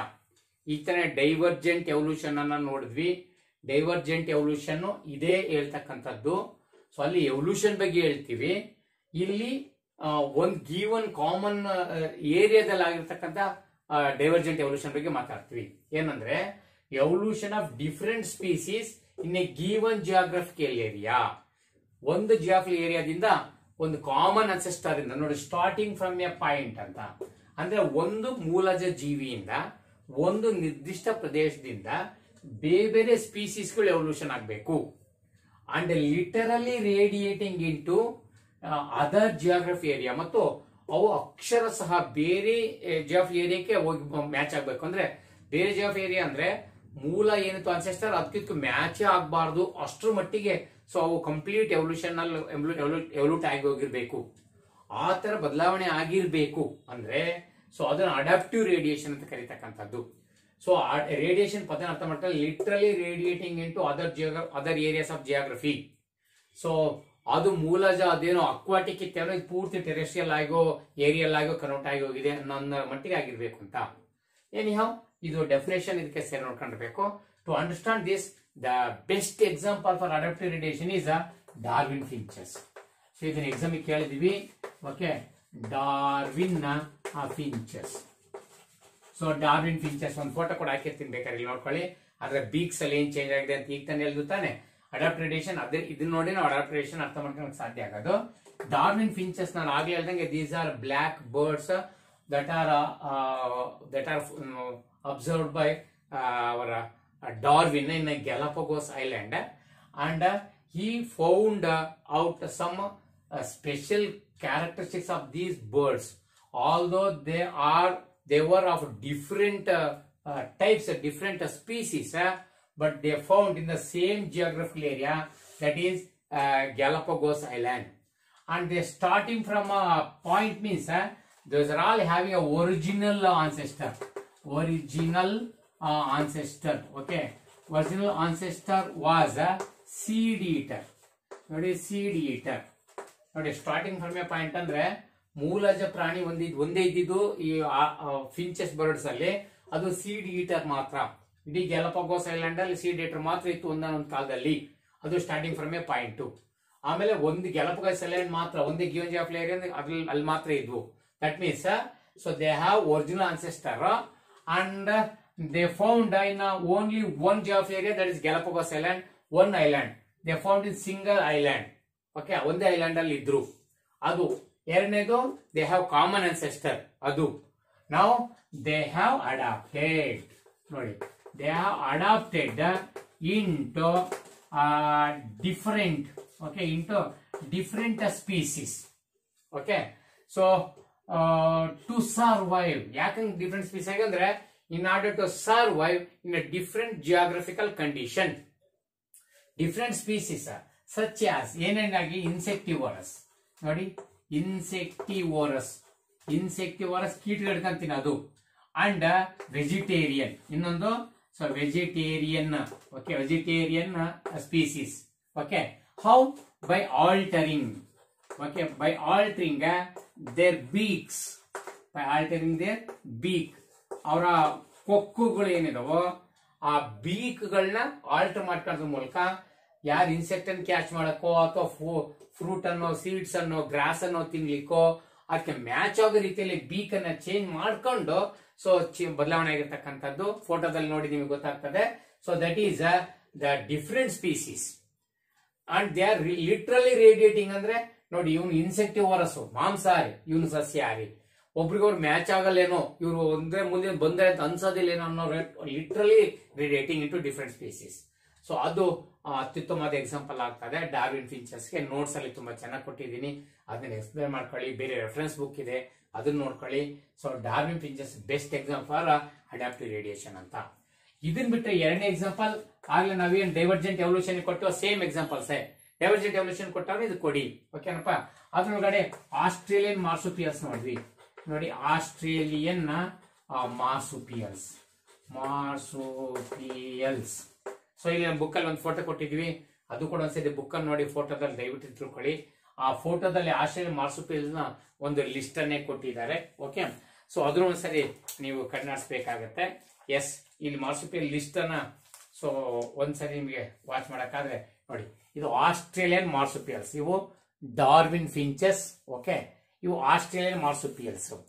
Australian marsupials ಬಂದ್ಬಿಟ್ರೆ ಇಲ್ಲಿ ನೋಡಿ bandicoot, koala, marsupial mole, ನೋಡಿ sugar glider, Tasmanian wolf, tiger cat, banded anteater, marsupial rat, kangaroo, wombat. ಇವೆಲ್ಲ ತಗೊಂಡ್ರೆ these are all having common ancestor. ಹಾಗೆ ಈ Darwin finches ಗಳಲ್ಲಿ seed eater ಒಬ್ಬ ಕಾಮನ್ ಅನ್ಸೆಸ್ಟರ್ ಇದ್ನೋ, ಹಾಗೆ ಇವೆಲ್ಲ ಮಾರ್ಸುಪಿಯಲ್ಸ್ ಕಾಮನ್ ಮಾರ್ಸುಪಿಯಲ್ ಇದ್ರು, ಕಾಂಗ್ರೂ ತರ ಕಾಮನ್ ಮಾರ್ಸುಪಿಯಲ್ ಇದ್ರು. ಅಲ್ಲಿಂದ ಈಗ ಹೇಳ್ವಲ್ಲ ಅಷ್ಟೊಂದು ಬೇರೆ ಬೇರೆ ಸ್ಪೀಸೀಸ್ ಆಗಿದಾವೆ. ಎವಲ್ಯೂಷನ್ ಡಿಫರೆಂಟ್ ಸ್ಪೀಸೀಸ್, ಈಗೇನ್ ಇಲ್ಲಿ ನೋಟ್ ಮಾಡಿದವೆಲ್ಲ ಡಿಫರೆಂಟ್ ಸ್ಪೀಸೀಸ್ ಆಗಿದಾವೆ, ಸ್ಟಾರ್ಟಿಂಗ್ ಫ್ರಮ್ ಎ ಪಾಯಿಂಟ್ ಒಂದು ಗಿವನ್ ಅನ್ಸೆಸ್ಟರ್ ಇಂದ, okay. So why in order to adjust to the different physical environment. So ಬೇರೆ ಬೇರೆ ಫಂಕ್ಷನ್ ಗಾಗಿ ಬೇರೆ ಬೇರೆ ತರಕಾಗಿ ಈಗಾಗಿದ್ದಾರೆ. ಹಾಗಾಗಿ ಇವೆಲ್ಲವೂ ಕೂಡ ಅಡಾಪ್ಟಿವ್ ರೇಡಿಯೇಷನ್ಗೆ ಒಳ್ಳೆ ಎಕ್ಸಾಂಪಲ್ ಆಗಿ ತಗೋಬಹುದು. ಸೊ ಹಾಗೆ ಡೈವರ್ಜೆಂಟ್ ಎವಲ್ಯೂಷನ್ ತೋರಿಸ್ತವೆ. ಇವೆಲ್ಲ ಹೋಮೋಲಾಗಸ್ ಆರ್ಗನ್ಸ್ ಇಂದ ಡೈವರ್ಜೆಂಟ್ ಎವಲ್ಯೂಷನ್ ಆಗಿ ಅಡಾಪ್ಟಿವ್ ರೇಡಿಯೇಷನ್ ಅಲ್ಲಿ ಸ್ಟಡಿ ಮಾಡ್ತಾ ಇದೀವಿ. ಇನ್ನು ಅದೇ ತರ ಅಂದ್ರೆ ಇವೆಲ್ಲ ಕಾಮನ್ ಅನ್ಸೆಸ್ಟರ್ ಇದೆ, ಓಕೆ. ಅಂದ್ರೆ ಕಾಮನ್ ಸ್ಟಾರ್ಟಿಂಗ್ ಪಾಯಿಂಟ್ ಒಂದೇ, ಸೇಮ್ ಆಸ್ಟ್ರೇಲಿಯಾ ನೋಡಿ, ಆಸ್ಟ್ರೇಲಿಯಾ ಒಂದೇ ಕಾಮನ್ ಪಾಯಿಂಟ್ ಇದೆ. ಸೊ ಹಾಗಾಗಿ ಒಂದೇ ಕಾಂಟಿನೆಂಟ್ ಇಂದ ಒಂದೇ ಕಾಮನ್ ಅನ್ಸೆಸ್ಟರ್ ಇಂದ ಡಿಫರೆಂಟ್ ಸ್ಪೀಸೀಸ್ ಆಗಿರ್ತಕ್ಕಂಥವು. ಇದೇ ತರ ಮೂರನೇ ಎಕ್ಸಾಂಪಲ್ ನಿಮಗೆ placental mammals, okay. Placental mammals ನೋಡಿ, placental mammals of Australia once again, okay. ಇದು ಕೂಡ ಅಷ್ಟೇ ಅಡಾಪ್ಟಿವ್ ರೇಡಿಯೇಷನ್ ಗೆ another example. Here basically they have common ancestor, that is a placenta bearing mammals. So mammals ಅಲ್ಲಿ important placenta ಇದ್ದೇ ಇರುತ್ತೆ for the development of their embryo. They have embryonal covering, that is placenta, structural and functional organ, okay. So ಅದು ಗೊತ್ತಿರ್ತಕ್ಕಂಥದ್ದೇ placenta, ನಾವು study ಮಾಡ್ಕೊಂಡು ಬಂದಿದೀವಲ್ವಾ. So ಆ placenta ಏನಿದೆಯಲ್ಲ, placenta bearing mammals. But ಇವತ್ತು ಎಷ್ಟೊಂದು ಮ್ಯಾಮಲ್ಸ್ ಅದರೊಳಗಿರುವಂತ ಇದು ಕೂಡ ಒಂದು ಲಿಸ್ಟ್ ಅನ್ನ ಕೊಟ್ಟಿದೀವಿ ನಿಮ್ಗೆ. ಒನ್ಸ್ ಅಗೇನ್ ಆ ಲಿಸ್ಟ್ ಗಳನ್ನ ನಿಮ್ಗೆ ನೋಡಿ, marsupial mole, okay, numbat anteater, marsupial mouse, spotted cuscus, ಆಮೇಲೆ flying phalanger, Tasmanian tiger cat, Tasmanian wolf, ಇವೆಲ್ಲವೂ ಕೂಡ ಮಾರ್ಸುಪಿಯಲ್ ಪ್ಲಾಸೆಂಟಲ್ ಮ್ಯಾಮಲ್ಸ್. ಇದು ಸೇಮ್ ಅಡಾಪ್ಟಿವ್ ರೇಡಿಯೇಷನ್ ಎಕ್ಸಾಂಪಲ್, ಯಾಕಂದ್ರೆ ಇವು ಕೂಡ common geography area, that is Australia. ಆಮೇಲೆ ಕಾಮನ್ ಅನ್ಸೆಸ್ಟರ್ ಇದಾನೆ placental mammal. ಅದಾದ ನಂತರ little radiating into different species ಓದಿದ್ರು ಆ ತರ ಆಗಿದಾವೆ ಅಂತ. ಸೊ ಈ ಮೂರು ಎಕ್ಸಾಂಪಲ್ಸ್ ನ ಅಡಾಪ್ಟಿವ್ ರೇಡಿಯೇಷನ್ ಅಲ್ಲಿ ನಾವು ಮೆನ್ಷನ್ ಮಾಡಬೇಕಾಗತ್ತೆ, ರೈಟ್. ಇದೇ ಸಂದರ್ಭದಲ್ಲಿ ಇವೆರಡನ್ನು ಜೊತೆಗೆ ತಗೊಂಡ್ರೆ ಹೆಂಗೆ ಅಂತ ಇಲ್ಲಿ ನೋಡಿ, ಒಂದು ಫೋಟೋ ಕೊಟ್ಟಿವಲ್ಲ, ಇವೆರಡು ಕಾಮನ್ ಆಗಿ ಯಾಕೆ ಕೊಟ್ಟಿದ್ದಾರೆ ಅಂತ ಇಲ್ಲಿ ನಿಮಗೆ ನೆನ್ಪಿಟ್ಕೊಳ್ಳಿ. ಇಲ್ಲಿ ಒಂದು ಫೋಟೋನ ಕೊಟ್ಟಿರೋದು ಅಡಾಪ್ಟಿವ್ ರೇಡಿಯೇಷನ್ಗೆ, ಬಟ್ ಇಲ್ಲಿ ಇವೆರಡನ್ನ ಜೊತೆ ಏನು ಕೊಟ್ಟಿದೀವಿ ಅಂತಂದ್ರೆ ಅವೆರಡು ಇಂಡಿವಿಜುವಲಿ, ಇದು ಅಡಾಪ್ಟಿವ್ ರೇಡಿಯೇಷನ್, ಇದು adaptive radiation. However different divergent species ಅಥವಾ adaptive radiated species, if they found in a common geographical area, then it considered as a convergent evolution. ತುಂಬಾ ಕರೆಕ್ಟ್ ಅರ್ಥ ಮಾಡ್ಕೋಬೇಕಾಗುತ್ತೆ ನೋಡಿ. ಕನ್ವರ್ಜೆಂಟ್ ಎವಲ್ಯೂಷನ್ ಇಲ್ಲೊಂದು ಮಾತು ಹೇಳ್ತೀನಿ ನಿಮ್ಗೆ ಈಗ, ಎಸ್ ಅರ್ಥ ಆಗುತ್ತೆ ಅನ್ಸುತ್ತೆ. when more than one adaptive radiation appeared in an isolated geographical area. ನೋಡಿ, ಇವೆರಡು ಆಸ್ಟ್ರೇಲಿಯಾದಲ್ಲಿ ಇರೋದು. ಆಸ್ಟ್ರೇಲಿಯನ್ ಮಾರ್ಸುಪಿಯಲ್ಸ್ ತಗೊಳ್ಳಿ ಅಥವಾ ಪ್ಲಾಸೆಂಟಲ್ ಮ್ಯಾಮಲ್ಸ್ ತಗೊಳ್ಳಿ. They appeared in the isolated geographical area. ಸಂಪೂರ್ಣ ಬೇರೆ ಹ್ಯಾಬಿಟ್ಯಾಟ್ ಗಿಂತ ಐಸೋಲೇಟ್, ಸಂಪೂರ್ಣ ಬೇರ್ಪಟ್ಟು ಒಂದು ನಿರ್ದಿಷ್ಟ ಜಿಯೋಗ್ರಫಿ ಏರಿಯಾದಲ್ಲಿ ಬೇರೆ ಬೇರೆ ಅಡಾಪ್ಟಿವ್ ರೇಡಿಯೇಟಿವ್, ಇವರು ಅಡಾಪ್ಟಿವ್ ರೇಡಿಯೇಟೆಡ್, ಇವರು adaptive radiated, but isolate geography area ಒಂದೇ ಲ್ಯಾಂಡ್ ಪೀಸ್ ಅಲ್ಲಿ ಕಂಡು ಬರ್ತಾ ಇದ್ದಾರೆ, ರೆಪ್ರೆಸೆಂಟಿಂಗ್ ಡಿಫರೆಂಟ್ ಹ್ಯಾಬಿಟ್ಯಾಟ್. ನೋಡಿ, ಇವ್ರದ್ದು ಹ್ಯಾಬಿಟ್ಯಾಟೇ ಬೇರೆ, ಇವ್ರದ್ದು ಹ್ಯಾಬಿಟ್ಯಾಟೇ ಬೇರೆ. ಸೊ ಅಂದ್ರೆ ಅವರ ಮೋಡ್ ಆಫ್ ಲೈಫ್ ಬೇರೆ, ಬಟ್ ಅವರು ಒಂದೇ ಐಸೋಲೇಟೆಡ್ ಜಿಯೋಗ್ರಫಿ ಏರಿಯಾದಲ್ಲಿ ಕಂಡು ಬರ್ತಾ ಇದ್ದಾರೆ. It can be called as convergent evolution. ಈ ತರ ಆಗೋದನ್ನ ಕನ್ವರ್ಜೆಂಟ್ ಎವಲ್ಯೂಷನ್ ಅನ್ಬೇಕು. ನೋಡಿ, ಇದು ಡೈವರ್ಜೆಂಟ್ ಎವಲ್ಯೂಷನ್, ಇದು ಡೈವರ್ಜೆಂಟ್ ಎವಲ್ಯೂಷನ್. ಬಟ್ ಅವರಿಬ್ರು ಐಸೋಲೇಟೆಡ್ ಜಿಯೋಗ್ರಫಿ ಏರಿಯಾದಲ್ಲಿ ವಾಸ ಮಾಡ್ತಾ ಇದ್ದಾರೆ, ಡಿಫ್ರೆಂಟ್ ಹ್ಯಾಬಿಟ್ಯಾಟ್ ಇಂದ ಬಂದು, ಡಿಫ್ರೆಂಟ್ ಹ್ಯಾಬಿಟ್ಯಾಟ್ ಅಲ್ಲಿ ಇದ್ಕೊಂಡು. ಬಟ್ ಐಸೋಲೇಟೆಡ್ ಜಿಯೋಗ್ರಫಿ ಏರಿಯಾದಲ್ಲಿ ಇರ್ತಾರಂದ್ರೆ ಇವರಿಬ್ಬರ ನಡುವೆ ಕೆಲವು ಕಾಮನ್ ಅನ್ರಿಲೇಟೆಡ್ ಇಂದ ರಿಲೇಟೆಡ್ ಮಾಡಿಫಿಕೇಶನ್ಸ್ ಆಗಿರ್ತವೆ. ಈ ಅನ್ರಿಲೇಟೆಡ್ ಇಂದ ರಿಲೇಟೆಡ್ ಹೋದ್ರೆ ಕನ್ವರ್ಜೆಂಟ್ ಆಗುವಂತ. ಈ ಕನ್ವರ್ಜೆಂಟ್ ಮಾಡಿಫಿಕೇಶನ್ ಮಾಡಲಿಲ್ಲ ಅಂದ್ರೆ ಐಸೋಲೇಟೆಡ್ ಜಿಯೋಗ್ರಫಿ ಏರಿಯಾದಲ್ಲಿ ಬದುಕಕ್ಕೆ ಆಗ್ತಿರ್ಲಿಲ್ಲ. ಹಾಗಾಗಿ when more than one adaptive radiation appeared in isolated geography area which are represent different habitat, then it can be considered as a convergent evolution. ಹಾಗಾಗಿ ಇವರಿಬ್ಬರು ಸೇರಿಸಿ ಒಟ್ಟಿಗೆ ತಗೊಂಡ್ರೆ ಕನ್ವರ್ಜೆಂಟ್ ಎವಲ್ಯೂಷನ್, ಒಬ್ಬೊಬ್ಬರೇ ತಗೊಂಡ್ರೆ ಅಡಾಪ್ಟಿವ್ ರೇಡಿಯೇಷನ್ ಅಥವಾ ಡೈವರ್ಜೆಂಟ್ ಎವಲ್ಯೂಷನ್. ಸೊ ಒಬ್ಬೊಬ್ಬರೇ divergent evolution ಕೊಡ್ಬೇಕು, ಇಬ್ಬರು ಸೇರಿಸಿ ಕನ್ವರ್ಜೆಂಟ್ ಕೊಡಬೇಕು, ರೈಟ್. ಸೊ ಕನ್ವರ್ಜೆಂಟ್ ಕೂಡ ಉದ್ದೇಶ ಒಂದೇ ಜಿಯೋಗ್ರಫಿ ಏರಿಯಾದಲ್ಲಿ ಇದ್ದಾಗ ಸಿಮಿಲಾರಿಟಿಗೆ ಅಡಾಪ್ಟೇಷನ್ ಆಗಿರ್ತಾರೆ. ಹಂಗೆ ಲೆಸ್ ಡಿಫರೆನ್ಸ್ ಕಡಿಮೆ ಇದ್ದು ಸೊ ಮೋರ್ ಕಂಪ್ಯಾರಿಸನ್ ಇತ್ತು ಅಂದ್ರೆ ಅವಾಗ ಕನ್ವರ್ಜೆಂಟ್ ಎವಲ್ಯೂಷನ್ ಬರ್ತಾ ಇದಾರಂತ. Therefore adaptive radiation can be called the convergent evolution. ಆದ್ರಿಂದ ಅಡಾಪ್ಟಿವ್ ರೇಡಿಯೇಷನ್ ಗಳಿದಾವಲ್ಲ ಅವನ್ನ ನಾವು ಬೇಕಾದ್ರೆ ಸೊ ಕನ್ವರ್ಜೆಂಟ್ ಎವಲ್ಯೂಷನ್ ಗೆ ಹೆಲ್ಪ್ ಮಾಡ್ತಾ ಮುಂದೆ ಕನ್ವರ್ಜೆಂಟ್ ಎವಲ್ಯೂಷನ್ ಗೆ ಬದಲಾಗ್ತಾ ಇದೆ ಅಂತ ಅನ್ಕೋಬಹುದು ಅಂತ. ಒಂದ್ಕೊಂದು ಸ್ಟೆಪ್ ಅನ್ನು ಹೋಗ್ತಾ ಇದ್ರೆ ಎಷ್ಟು ಚೆನ್ನಾಗಿರುತ್ತೆ. ದಯವಿಟ್ಟು ಆ ಟ್ರ್ಯಾಕ್ ಅಲ್ಲಿ ಫಾಲೋ ಮಾಡ್ಬೇಕಾಗತ್ತೆ, ಇಲ್ಲಾಂದ್ರೆ ಟ್ರ್ಯಾಕ್ ಬಿಟ್ರೆ ಇದು ಮಜಾನೇ ಸಿಗಲ್ಲ ನಿಮ್ಗೆ ಅಂತ. ಇಲ್ಲಿ ಒಂದು question, is the human evolution A type of adaptive radiation ಅಂತ ಲಾಸ್ಟ್ ಚಾಪ್ಟರ್ ಅಲ್ಲಿ ನೆಕ್ಸ್ಟ್ ವಿಡಿಯೋ ಅದೇನೆ. ಸೊ ಹ್ಯೂಮನ್ ಎವಲ್ಯೂಷನ್ ಅನ್ನು ಒಂದು ಅಡಾಪ್ಟಿವ್ ರೇಡಿಯೇಷನ್ ಅನ್ಬೋದ ಅಂದ್ರೆ ನೋ, ಅಲ್ಲಿ ಹ್ಯೂಮನ್ ಎವಲ್ಯೂಷನ್ ಅಡಾಪ್ಟಿವ್ ರೇಡಿಯೇಷನ್ ಆಗಿ ಬರಲ್ಲ. ಯಾಕಂದ್ರೆ ಅಲ್ಲಿ ಒಂದು ಕಾಮನ್ ಅನ್ಸೆಸ್ಟರ್ ಇದೆ, ಬಟ್ ಬೇರೆ ಬೇರೆ ಸ್ಪೀಸೀಸ್ ಆಗ್ತಿಲ್ಲ. ಇಟ್ ಇಸ್ ಮಾಡಿಫೈಡ್ ಡಿಸೆಂಟ್ಸ್ ಅಷ್ಟೇ. Human evolution is a modified descents with modification. ನೋಡಿ, ಈಗ ನಮ್ಗೀಗ ಹೋಮೋ ಎಬೆಲಸ್ ಇಂದ ಹೋಮೋ ಎರೆಕ್ಟಸ್ ಇಂದ ನಿಯಾಂಡರ್ಟಲ್, ಕ್ರೋಮ್ಯಾಗ್ನನ್, ಹೋಮೋ ಸ್ಯಾಪಿಯನ್ ಈಗ ಬಂದ್ರೆ ಮಾಡಿಫಿಕೇಶನ್ ವಿತ್ ಡಿಸೆಂಟ್ಸ್ ವಿತ್ ಮಾಡಿಫಿಕೇಶನ್ ಆಗ್ತಾ ಇದೆಯೇ ಹೊರತು ಅಡ್ವಾನ್ಸ್ಡ್ ಮಾಡಿಫಿಕೇಶನ್ ಆಗ್ತಿದೆಯೇ ಹೊರತು ಡಿಫ್ರೆಂಟ್ ಸ್ಪೀಸೀಸ್ ಏನ್ ಎವಲ್ಯೂಷನ್ ಆಗ್ತಾ ಇಲ್ಲ. ಹಾಗಾಗಿ human evolution is not a adaptive radiation or it is not a divergent evolution. So ಅದನ್ನ ನಾವು ಅಡಾಪ್ಟಿವ್ ರೇಡಿಯೇಷನ್ ಅಂತ ಅನ್ಲಿಕ್ಕೆ ಬರೋದಿಲ್ಲ. ಸೊ ಇದೊಂದು ಬಗ್ಗೆ ಇಲ್ಲೇ ಗೊತ್ತಿರ್ಲಿ, ಮತ್ತೆ ಅದ್ರ ಬಗ್ಗೆ ಮಾತಾಡೋಣ. ಸೊ ಇಲ್ಲಿ ಎರಡನೇ ಎವಿಡೆನ್ಸ್ ಆಯ್ತು. ಮೂರನೇ ಎವಿಡೆನ್ಸ್ ಅಂಡ್ ಲಾಸ್ಟ್ ನಾವು ಮಾತಾಡ. ಸೊ ಮೂರನೇ ಎವಿಡೆನ್ಸ್ ಒಂದು ನೋಡ್ಕೊಂಡ್ಬಿಟ್ರೆ, ಸೊ ಇನ್ನು ಎವಿಡೆನ್ಸ್ ಬೇಕಷ್ಟೇ ನಮ್ಮ ಸಿಲೆಬಸ್ ಅಲ್ಲಿ ಇರ್ತಕ್ಕಂಥದ್ರಲ್ಲಿ ಇಷ್ಟೇನೆ. ಒಂದು ಬಯೋಕೆಮಿಕಲ್ ಎವಿಡೆನ್ಸ್ ಅಂತ ಒಂದು ಪದನ ಹೇಳ್ಬಿಡ್ತೀನಿ. ಬಯೋಕೆಮಿಕಲ್ ಎವಿಡೆನ್ಸಸ್ ಏನು? ಬಯೋಕೆಮಿಕಲ್ ಎವಿಡೆನ್ಸಸ್ ಅಂದ್ರೆ ಇಲ್ಲಿ ಪ್ರೋಟೀನ್ಸ್ ನೋಡಿ, ಪ್ರೋಟೀನ್ಸ್ ಅಂಡ್ ಜೀನ್ಸ್ ಬನ್ನಿ, ಸಣ್ಣ ವಿಷಯನೇ. ಪ್ರೋಟೀನ್ಸ್ ಅಂಡ್ ಜೀನ್ಸ್ ಬನ್ನಿ. ಬಯೋಕೆಮಿಕಲ್ ಎವಿಡೆನ್ಸ್ ಇದು ಮಾಲಿಕ್ಯೂಲ್ ಆರ್ಗನ್ಸ್ ಅಲ್ಲಿ ಇದ್ವಿ, ಈಗ ಮಾಲಿಕ್ಯೂಲ್ ಲೆವೆಲ್ ಅಲ್ಲಿ ಮಾತಾಡ್ತಾ ಇದೀವಿ. ಪ್ರೋಟೀನ್ಸ್ ಬನ್ನಿ, ಜೀನ್ಸ್ ಬನ್ನಿ. ಆಮೇಲೆ ಸೆಂಟ್ರಲ್ ಡಾಗ್ಮಾ ಎಲ್ಲರಿಗೂ ಗೊತ್ತಿದೆಯಲ್ವಾ? ಸೆಂಟ್ರಲ್ ಡಾಗ್ಮಾದಲ್ಲಿ DNA ಇಂದ RNA ಬಂದು RNA ಇಂದ ಪ್ರೋಟೀನ್ಸ್ ಆಗಿ, ಪ್ರೋಟೀನ್ಸ್ ಕೆಲವು ಜೀನ್ಸ್, ಪ್ರೋಟೀನ್ಸ್ ಕೆಲವು ಏನು ಹಾರ್ಮೋನ್ಸ್ ಅಥವಾ ಎಂಜೈಮ್ಸ್ ಕೆಲಸ ಮಾಡ್ತಾವಂತ. ಇಲ್ಲೇನ್ DNA ಇತ್ತು, DNA but jeans. So jeans ಇಂದ ಏನ್ ಕೋಡೆಡ್ ಮೆಸೇಜ್ ಎಲ್ಲ ಡಿಕೋಡ್ ಆಗ್ತಾ ಕೊನೆಗೆ ಪ್ರೋಟೀನ್ ತಯಾರಾಗ್ತದೆ. ಪ್ರೋಟೀನ್ಗಳು ಮುಂದೆ ಎಲ್ಲ ಕೆಲಸ ಮಾಡ್ತಾವಂತ. ಹಾಗಾದ್ರೆ ಇವರು ಬೇಸಿಕಲಿ ಒಂದೇ ಕಾಮನ್ ಸೋರ್ಸ್ ಇಂದ ರಿಲೇಟ್ ಆಗ್ತಾ ಬಂದು ಸೊ ಫಂಕ್ಷನ್ ಡಿಫ್ರೆಂಟ್ ಆಗಿರ್ತಕ್ಕಂಥವ್ರು ಅಂತ ಅದರ ಅರ್ಥ. ಸೊ ಇಲ್ಲಿ ನಾವ್ ಏನಿದ್ರೆ ಅರ್ಥ ಮಾಡ್ಕೋಬೇಕಂದ್ರೆ ಬಯೋಕೆಮಿಕಲ್ ಎವಿಡೆನ್ಸ್ ಅಲ್ಲಿ ಎಸ್ ಒಂದಿಷ್ಟು ನೋಟ್ ಮಾಡ್ಬಿಡ್ತೀನಿ ಅದನ್ನ. ಎಸ್ ಸೊ ದಿಸ್ ಸಿಮಿಲಾರಿಟಿ ನೋಡಿ, ದಯವಿಟ್ಟು biochemical evidence of proteins and jeans ಬಂದ್ರೆ ಬಯೋಕೆಮಿಕಲ್ ಎವಿಡೆನ್ಸ್ ಅಲ್ಲಿ similarities in proteins and genes performing a given function among a diverse organisms.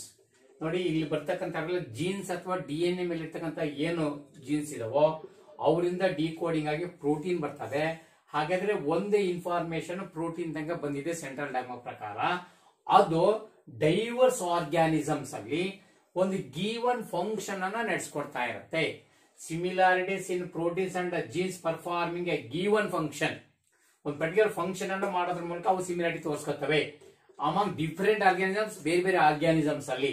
Gives a clue. ಅದರಿಂದ ನಮ್ಗೆ ಏನ್ ಗೊತ್ತಾಗುತ್ತೆ ಅಂದ್ರೆ this are all having a common ancestry. So common ancestry ಅಂತಕ್ಕಂಥದ್ದನ್ನ evolution ಅಲ್ಲಿ ತೋರಿಸ್ಕೊಡ್ತವೆ. So that is a diverse group of organs ಅಲ್ಲಿ common ancestry ಇಂದ ಇವೆಲ್ಲವೂ ಬಂದಿದಾವೆ. ಯಾಕಂದ್ರೆ similarity in their function similarity ಇರೋದ್ರಿಂದ ಅಂತ ತೋರಿಸ್ಕೊಡ್ತವೆ. ಇನ್ನು ಬಯೋಕೆಮಿಕಲ್ ಎವಿಡೆನ್ಸ್ ಅಂತ ತಗೊಳ್ಳೋಣ ಅಥವಾ ಮಾಲಿಕ್ಯುಲರ್ ಲೆವೆಲ್ ಅಲ್ಲಿ ಎವಿಡೆನ್ಸ್ ಅಂತ ತಗೊಳ್ಳೋಣ, ಪ್ರೋಟೀನ್ಸ್ ಮತ್ತೆ ಜೀನ್ಸ್ ಇಂದು. ಇಷ್ಟು ಬಿಟ್ಟು ಇದ್ರ ಬಗ್ಗೆ ಜಾಸ್ತಿ ಮಾಹಿತಿ ಬೇಡ. ಇದಾದ್ಮೇಲೆ ಎಸ್ ಲಾಸ್ಟ್ ಕ್ಲಾಸ್ ಅಲ್ಲಿ ಪ್ಯಾಲಿಯಂಟಾಲಜಿಕಲ್ ಎವಿಡೆನ್ಸ್ ಫಾಸಿಲ್ ಇಂದ ನೋಡಿದ್ವಿ. ಈಗ ಮಾರ್ಫಾಲಜಿಕಲ್, ಅನಾಟಿಕಲ್, ಹೋಮೋಲಾಗಸ್, ಅನಾಲೋಗಸ್ ಆರ್ಗನ್ಸ್ ಇಂದ ನೋಡಿದ್ವಿ. ಬಯಾಲಜಿಕಲ್ ಪ್ರೋಟೀನ್ಸ್ ಮತ್ತೆ ಜೀನ್ಸ್ ಇಂದ ನೋಡಿದ್ವಿ. ಇದನ್ ಬಿಟ್ರೆ ನಮ್ಮ ಬುಕ್ ಅಲ್ಲಿ ಇನ್ನ ಡಿಸ್ಕಸ್ ಮಾಡದಿರ್ತಕ್ಕಂಥ ಅಂತಂದ್ರೆ ಎಂಬ್ರಿಯಾಲಜಿಕಲ್ ಎವಿಡೆನ್ಸ್ ಇದೆ. ಸೊ ಎಂಬ್ರಿಯೋಲಾಜಿಕಲ್ ಎವಿಡೆನ್ಸ್ ಇದ್ರ ಬಗ್ಗೆ ಏನು ಡಿಸ್ಕಷನ್ ಇಲ್ಲ, ಬಟ್ ನೀಟ್ ಸಿಇಟಿ ಹೋಗ್ತಕ್ಕಂಥವ್ರಿಗೆ ಬೇಕಾಗುತ್ತೆ. ಓಕೆ, ಸೊ ಇದು ಎಂಬ್ರಿಯಾಲಜಿಕಲ್ ಎವಿಡೆನ್ಸ್ ಅಲ್ಲಿ by studying the embryology of different organisms we can understand the evolution of different species. ಈಗ for example embryo development in case of vertebrates, ಕಾರ್ಡೇಟಾದಲ್ಲಿ ಬಂದ್ರೆ so fish ಅಲ್ಲಿ ಇರ್ತಕ್ಕಂಥ embryo, ಮತ್ತೆ amphibians ಅಲ್ಲಿ, reptiles ಅಲ್ಲಿ, ಬರ್ಡ್ಸ್ ಅಲ್ಲಿ, ಹ್ಯೂಮನ್ಸ್ ಅಲ್ಲಿ, ಈಗ ಯಾವುದೇ ಎಂಬ್ರಿಯೋ ತಗೊಂಡ್ರ during early stage of the development of these embryos all of having a tail ಅನ್ನ ಹೊಂದಿರ್ತವೆ ಅಂಡ್ ಫೆರಿಂಜಿಯಲ್ ಗಿಲ್ಸ್, ಇಲ್ಲಿ ಫೆರಿಂಜಿಯಲ್ ಗಿಲ್ಸ್ ಅನ್ನ ಹೊಂದಿರ್ತವೆ. But after their maturity, after their evolution, after their development, some of them retained both a tail and pharyngeal gills. Some of them retained only tail, and some of them retained the tail for some time, and some of them they eliminate both of them. It means these are all evolved from common ancestor ಅಂತ ಎಂಬ್ರಿಯಾಲಜಿಕಲ್ development ಅಲ್ಲಿ ಇದೆ. So ಅದು ಕೂಡ ಒಂದು ಒಳ್ಳೆ example, but ನಿಮಗೆ ಹೇಳಿಲ್ಲ. ಬಯೋಜಿಯೋಗ್ರಫಿಕಲ್ distribution of animals ಅಂತ ಬಯೋಜಿಯೋಗ್ರಫಿಕಲ್ ಎವಿಡೆನ್ಸ್ ಅಂತ ಇದೆ, ಅದು ಕೂಡ ನಮ್ಮಲ್ಲಿ ಇಲ್ಲ. ಹಾಗಾಗಿ ಇಂಪಾರ್ಟೆಂಟ್ ಆಗಿ ಪ್ಯಾಲಿಯಂಟಾಲಜಿಯಿಂದ ಹಿಂಗ್ ಅನುಕೂಲ ಆಗುತ್ತೆ ಫಾಸಿಲ್ಸ್ ಇಂದ ಒಂದು. ಇಲ್ಲಿ ಮಾತ್ರ ಮಾರ್ಫಾಲಜಿಕಲ್, ಅನಾಟಿಕಲ್ ತುಂಬಾ ಇಂಪಾರ್ಟೆಂಟ್, ಪ್ರಾಕ್ಟಿಕಲ್ ಎಕ್ಸಾಂಪಲ್ ಕೂಡ ಕೊಡ್ತೀವಿ. ಬಯೋಕೆಮಿಕಲ್, ಪ್ರೋಟೀನ್ಸ್ ಅಂಡ್ ಜೀನ್ಸ್ ಸ್ವಲ್ಪ ಅದೆಷ್ಟು ಬರ್ತದೆ ಅಷ್ಟು ಗೊತ್ತಿದ್ರೆ ಸಾಕು. ಎಂಬ್ರಿಯಾಲಜಿಕಲ್ ಇಲ್ಲ, ಬಯೋಜಿಯೋಗ್ರಫಿ ಇಲ್ಲ.